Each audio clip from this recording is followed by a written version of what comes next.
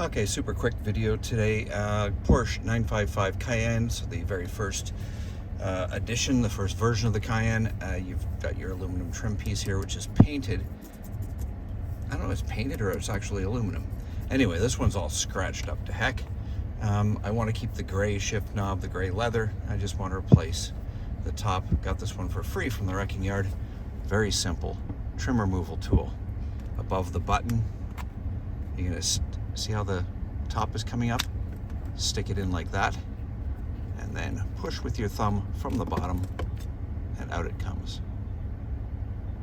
Boom, goes back in the same way. This little pin, you have to worry about breaking just by sticking that trim removal tool in, so don't stick it in too far. A little pin will break off. I'm just going to glue that back on, and it will pop back in. No problem. Thanks for watching.